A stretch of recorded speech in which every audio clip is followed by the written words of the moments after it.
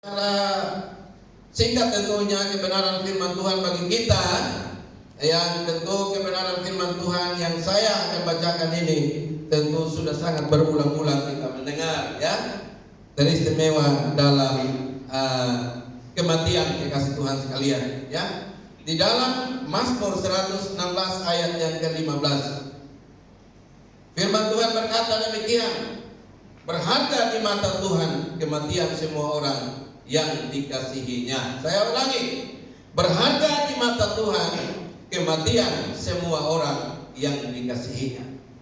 Kekasih Tuhan sekalian, kalau kita membaca, merenungkan kebenaran firman Tuhan ini, tentu kita tahu Raja Daud, ya, dia bukan sekedar raja yang biasa-biasa, tetapi dia juga adalah raja yang memenangkan berbagai-bagai pertempuran, berbagai-bagai masalah dalam kehidupannya.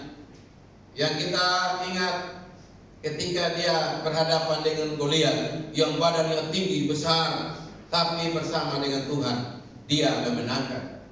Secara singkat, mestinya Daud tidak pernah mengeluh di dalam kehidupannya karena dia menang, kekasih Tuhan sekalian, ya. Tetapi satu hal yang mari kita melihat dalam tulisan ini berkata, berharga di mata Tuhan kematian semua orang yang dikasihinya. Dikasih Tuhan sekalian, Mama Telda, ya, saya baca di luar itu Maltida, tapi sering memang banyak yang Matilda, ya. Yang benar mungkin Maltida, ya, tapi kita sering sebut Mama Telda. Saya kemarin tulis di WA Mama Kana Teda, ya. Dikasih Tuhan sekalian, saya sangat percaya dalam kehidupannya dia telah membuat dirinya itu berharga. Salah satu contoh, pada tahun 2015 saya dengan Bapak Ketua pernah seminggu di rumah, ya, di rumah di Lopohede. Suatu kenangan yang kami tidak pernah lupakan. Almarhumah atau mendiang begitu melayani kami sebagaimana saudara sendiri. Walaupun saya Dorote, ya, tetapi tetap memandang kami sebagai anak-anak Tuhan yang saling mengasihi satu sama yang lain. Dan kami merasakan suatu pelayanan dalam kasih Kristus sepanjang kami ada di sana. Saya juga diberikan kain kotak-kotak Lopohede, ya, dan kami foto yang saya pakai waktu itu. Itu suatu tanda kebersamaan kasih sayang yang luar biasa.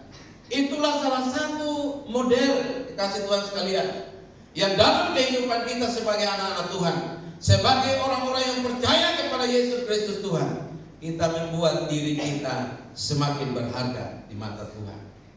Itu tanda bahwa kita bukan menghendaki suatu kematian di dalam kehidupan kita yang begitu cepat, tidak.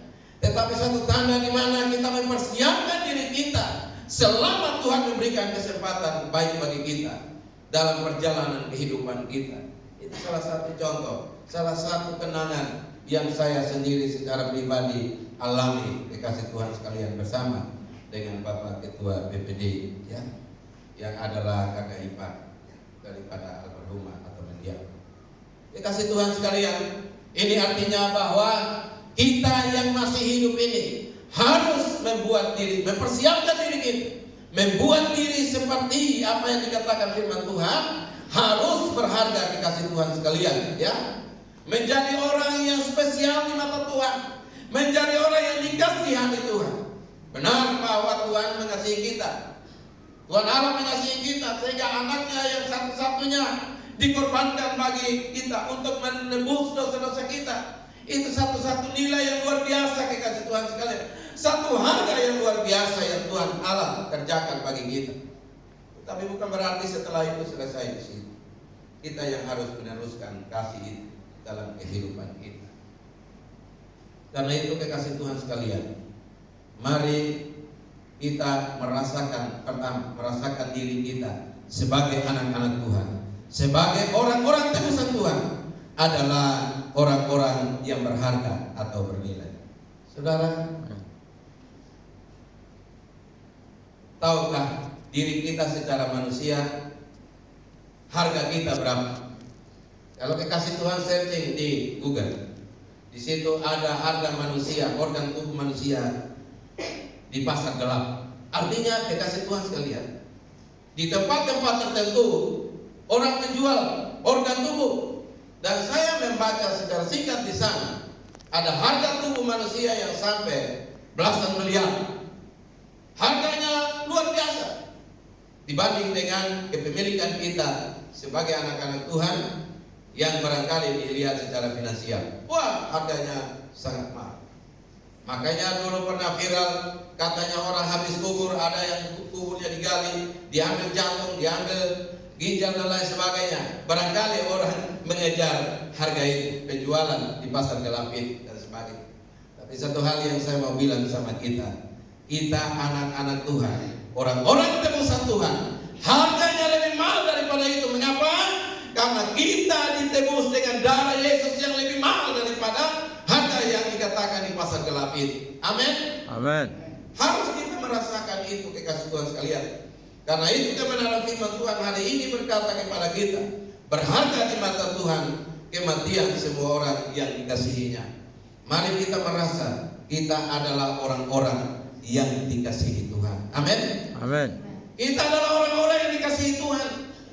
Barang yang dikasihi, dikasih Tuhan, barang yang berharga pada diri kita, misalnya emas, berlian, atau barang-barang tertentu dalam kehidupan kita. Saya percaya kita tidak simpan di sembarang tempat. Paling tidak di laci lemari, paling tidak istilah dulu di laci peti. Yang terbaik, dikasih kotak terbaik untuk terlindung, saudara-saudara dikasih Tuhan sekalian. Tidak sembarang kita simpan di ruang tamu, tidak sembarang kita taruh di teras rumah. Wah, pasti hilang dikasih Tuhan, hilang. Karena orang tahu, apalagi emas, ya, orang ambil saja langsung pergi jual, ya itu sudah dapat uang dikasih Tuhan. Artinya apa? Kita orang-orang yang sudah ditebus dengan darah Yesus. Kita adalah berharga, kita adalah bernilai. Ya, kita punya harga lebih daripada apa yang tadi saya katakan di pasar gelap sana. Nah, karena itu pasti Tuhan mempersiapkan tempat yang terbaik bagi kita. Amin. Amin. Mari kita merindukan itu, dikasih Tuhan sekalian. Karena itu ada 3 hal penting yang saya rindu untuk menyampaikan kepada kita, dikasih Tuhan sekalian, pada kesempatan ya ibadah lepasan jenazah ini. Kita yang dari di Kupang tentu barangkali tidak semua harus ikut ke sana. Tapi biarlah hari ini kita boleh menikmati dampak daripada kematian pada hari ini. Ya, untuk kita, iman kita semakin diteguhkan, kekasih Tuhan sekalian. Amin. Kita semakin dikatakan orang-orang yang berharga, orang-orang yang bernilai, orang-orang yang terpuji mestinya di hadapan Tuhan. Sekalipun satu saat kalau Tuhan memanggil kita harus menjadi orang-orang yang dikasihi dan berharga di matanya. Karena itu kekasih Tuhan sekalian, pertanyaannya adalah kenapa kita dikatakan ya kematian kita berharga di matanya. Ada 3 alasan penting yang saya ingin sampaikan kepada kita. Yang pertama adalah kita itu berharga. Kematian kita berharga atau bernilai, dikasih Tuhan sekalian. Seperti yang dikatakan di dalam Wahyu 14 ayat yang ke-13. Tuhan tidak membiarkan orang yang dikasihaninya terus menerus mengalami kesakitan dan penderitaan. Tapi Tuhan sangat tahu kekuatan pada diri kita. Artinya apa, dikasih Tuhan sekalian? Hal yang pertama, ya, kematian kita berharga. Mengapa? Karena kita harus beristirahat dari jeri lelah kita. Sekali lagi di dalam Wahyu 14 ayat 13 berkata bahwa Tuhan tidak membiarkan kita menderita panjang dalam perjalanan kehidupan kita. Kita tahu almarhumah sudah cukup lama juga sakit. Tentu dalam sakitnya ada keluhan-keluhan sebagai manusia. Banyak orang di sana sini ketika sakit dan panjang kesakitannya, banyak yang sudah putus asa dan berkata, kenapa Tuhan tidak memanggil kembali saya saja? kok sampai seperti ini penderitaan? Ya. Tuhan tahu kekuatan kita. Tuhan tahu sejauh mana kita dapat menanggung penderitaan sakit yang ada pada kita. Karena itu kekasih Tuhan sekalian, kematian menandakan bahwa kita harus beristirahat dari jerih lelah, dari penderitaan yang kita alami, dari sakit yang terjadi pada diri kita. Tapi bukan berarti bahwa dengan sakit-sakit yang kita alami lalu timbul dugaan-dugaan tertentu dalam kehidupan kita. Tidak. Mari kita melihat bahwa kalau Tuhan izinkan sakit terjadi dalam kehidupan kita, benar di sana sini ada mujizat, lalu kita berkata, kenapa tidak terjadi mujizat kesembuhan pada diri saya? Mari kita melihat secara positif bahwa Tuhan izinkan itu terjadi supaya kita mempersiapkan diri kita, sehingga dengan demikian ketika kita dipanggil, hai anak Adam kembalilah padaku, maka kita telah siap dan kita dikatakan berharga, saudara-saudara sekalian. Karena itu hal yang pertama, mari, kenapa sehingga dikatakan kematian orang yang dikasihinya itu berharga? Karena supaya dia tidak menderita panjang. Lalu lewat penderitaan yang panjang itu justru bukan mempersiapkan diri lebih baik untuk tempat yang disiapkan oleh Tuhan, tetapi malah menjadi suatu keluhan-keluhan yang menimbulkan dosa di dalam kehidupan kita. Itu artinya apa? Tuhan tahu kekuatan kita sampai sejauh mana dan kelemahan kita. Kasih Tuhan sekalian. Karena itu mari tetaplah kita bersyukur, tetaplah kita mengatakan ya kepada panggilan Tuhan di dalam kehidupan kita. Mungkin sebagai suami, sebagai anak, sebagai saudara, mungkin rasa kesal, kenapa begitu cepat Tuhan memanggil. Tapi itulah salah satu jawaban, bahwa biarlah dia berhenti dari jerih lelah dan beban yang berat. Hal yang kedua, kekasih Tuhan sekalian, kenapa kematian berharga? Kematian orang yang berharga, atau kematian orang yang dikasihinya itu berharga. Kenapa? Dia akan berjumpa dengan Tuhan, kekasih Tuhan sekalian. Amin. Amin. Kematian orang yang dikasihinya itu, yang sudah mempersiapkan diri dengan baik sepanjang penderitaan dan sepanjang hidupnya itu, pastikan bahwa dia berjumpa dengan Tuhan. Pertama Tesalonika 4 ayat 14, dikasih Tuhan sekalian, mereka yang meninggal dalam Yesus akan dikumpulkan Allah bersama-sama dengan Dia.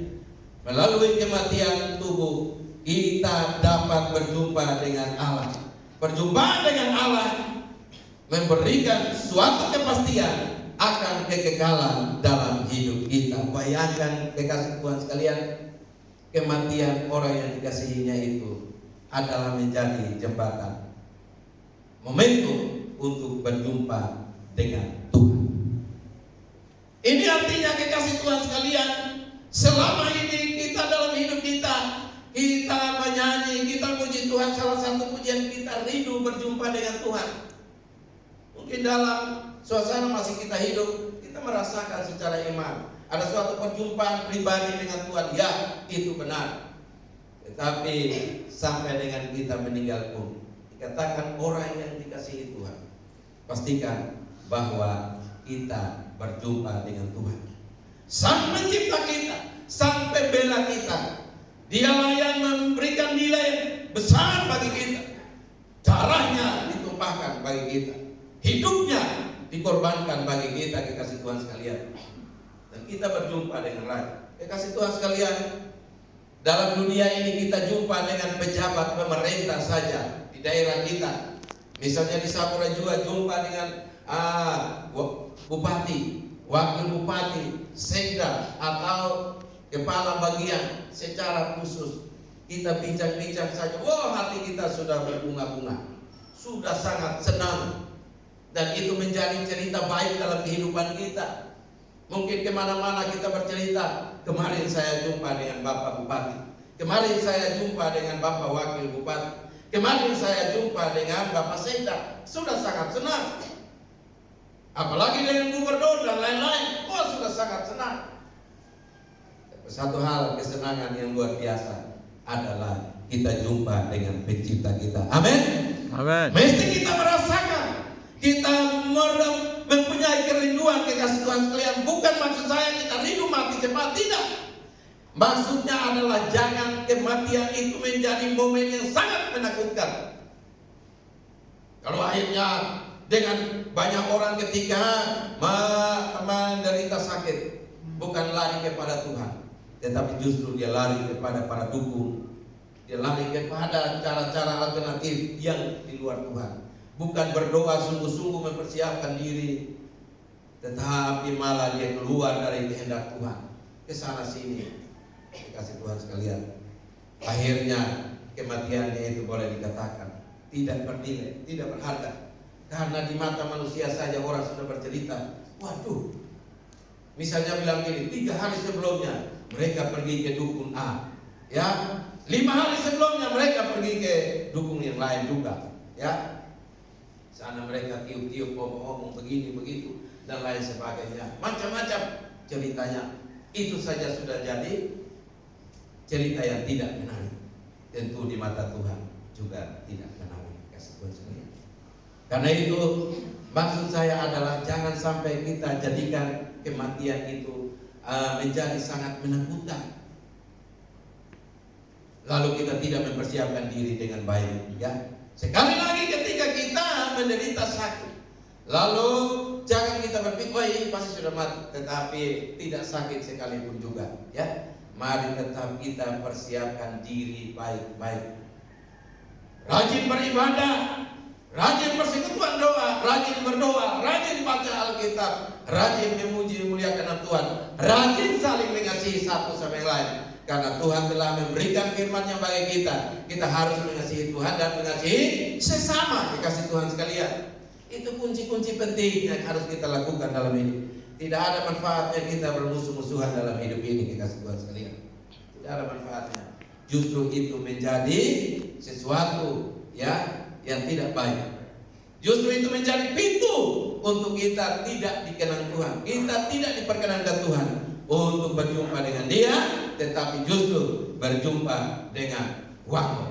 Itu dikasih Tuhan sekalian. Haleluya. Pakai bahasa sabu sedikit, 1-2 kata, ya. Dikasih Tuhan sekalian, saya sangat percaya bahwa kita umat Tuhan rindu untuk berjumpa dengan Tuhan, Sang Pencipta kita, Pembela kita, yang telah dengan setia berkorban sampai di atas kayu salib. Dia tetap setia, walaupun kita sebagai manusia kadang tidak setia. Dikasih Tuhan. Karena itu hal yang kedua, bahwasannya kenapa kita dikatakan kematian yang berharga di mata Tuhan, karena kita berjumpa dengan lewat kematian orang-orang percaya, orang-orang yang dikasihinya, kita berjumpa dengan Tuhan. Amin. Amin. Hal yang ketiga dan terakhir dikasih Tuhan sekalian, ini suatu hal yang luar biasa, bahwa kematian dikatakan berharga. Kematian orang yang dikasihinya berharga karena apa? Disediakan tempat baginya. Wah, luar biasa. Ini suatu kesenangan juga, saudara. Di dalam dunia ini mungkin rumah kita, ya, tentu berbagai-bagai macam tipe. Boleh ada yang mungkin rumahnya lantai 1, lantai 2 kami ke bawah, misalnya gitu, ya. Dan lantai 3 dan sebagainya. Lantainya mungkin dari keramik, temboknya dari keramik dan lain sebagainya. Tetapi ada juga yang dari tanah, ya, atapnya ada yang dari daun lontar, daun tuak dan sebagainya, macam-macam tipe. Ada yang sangat sederhana, ada yang sangat-sangat sederhana, ada yang tipe 45, ada yang tipe 36, ada yang tipe macam-macam, ya, sesuai dengan tingkat kemampuan kita. Tapi saudara-saudara, rumah yang disiapkan bagi kita di surga sana digambarkan bahwa lantainya saja dari emas. Wah, luar biasa. Dalam dunia ini satu-satu orang yang sangat kaya barangkali, ya, yang lantai-lantainya, tembok-temboknya dari ditaruh emas barangkali, ya. Tapi tidak semua orang. Yang luar biasa adalah kita orang percaya, kita orang yang setia kepada Tuhan, kita orang yang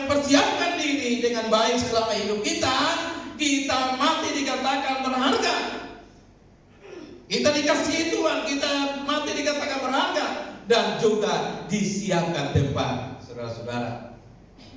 Kita pejabat-pejabat pemerintah, kekasih Tuhan sekalian, ketika dia menjalankan tugas, paling tidak disiapkan hotel yang pada tingkat sesuai dengan jabatannya. Ada yang bintang 2, bintang 3, bintang 4, bintang 5.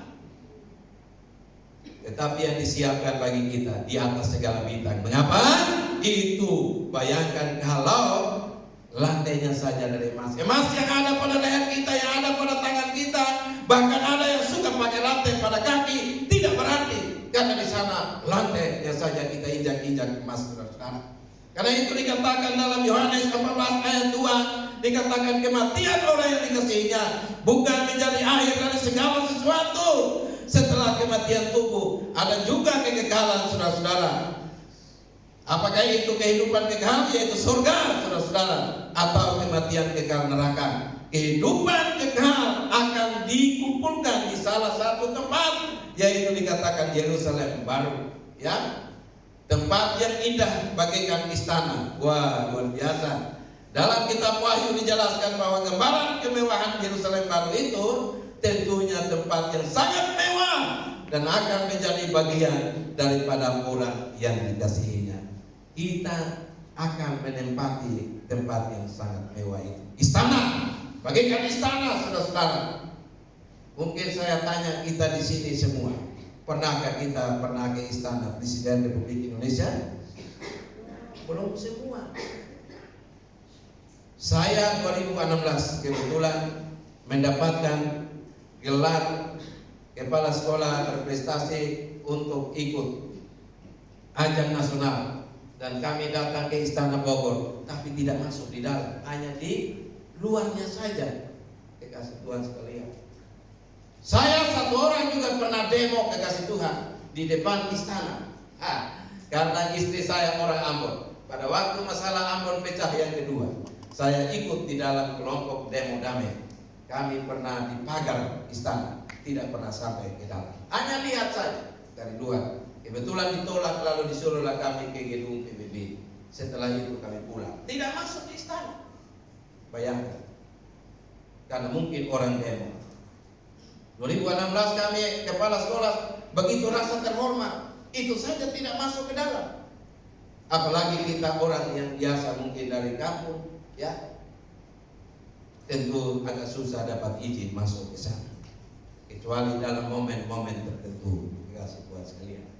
Tapi satu hal yang mari kita rindukan, kita banggakan bahwa ketika kita menjadi orang-orang yang dikasihinya, sekalipun dikatakan kita sudah meninggal, kita mati, kita disiapkan tempat yang istimewa, lebih daripada istana.